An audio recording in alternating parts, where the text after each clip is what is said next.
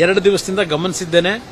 ನಿನ್ನೆ ಚಿಕ್ಕಬಳ್ಳಾಪುರದಲ್ಲಿ ನಡೆದಿರತಕ್ಕಂಥ ಘಟನೆ ಏನಿದೆ, ನಾನು ರಾಜ್ಯದ ನನ್ನ ಕಾರ್ಯಕರ್ತರಿಗೆ ಹೇಳಲಿಕ್ಕೆ ಬಯಸ್ತೇನೆ, ಪ್ರಚೋದನಾಕಾರಿ ಹೇಳಿಕೆಗಳಿಗೆ ಉದ್ರೇಕಕ್ಕೆ ಒಳಗಾಗಬೇಡಿ. ಇದು ಒಂದು ಗುಂಪೇ ಇದೆ, ಉದ್ರೇಕಕ್ಕೆ ಒಳಪಡಿಸಿ ಅವರ ರಾಜಕೀಯ ಬೇಳೆ ಬೇಯಿಸ್ಕೋಬೇಕು ಅಂತ ಹೇಳಿ. ನನ್ನ ಬಗ್ಗೆ ಟೀಕೆ ಇವತ್ತು ಹೊಸದಾಗಿ ಬಂದಿಲ್ಲ.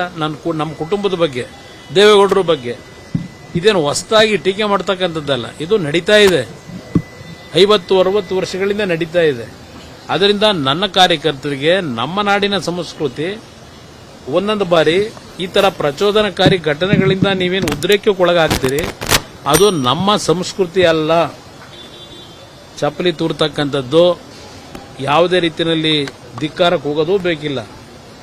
ಜನ ತೀರ್ಮಾನ ಮಾಡ್ತಾರೆ. ದಯವಿಟ್ಟು ಯಾವುದೇ ಕಾರಣಕ್ಕೂ ಇಂಥ ಪ್ರಚೋದನಕಾರಿ ವಿಷಯಗಳು ಬಂದಾಗ ನೀವು ಉದ್ರೇಕದಲ್ಲಿ ಯಾವುದೇ ರೀತಿಯಲ್ಲಿ ಸಮಾಜದಲ್ಲಿ ಒಂದು ಅಶಾಂತಿಯ ವಾತಾವರಣಕ್ಕೆ ಅವಕಾಶ ಕೊಡಬೇಡಿ.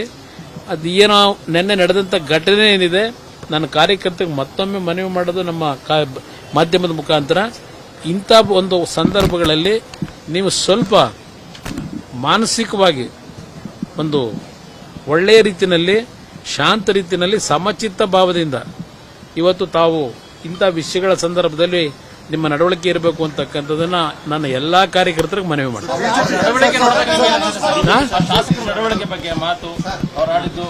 ಅವ್ರು ನೋಡಿದಾಗ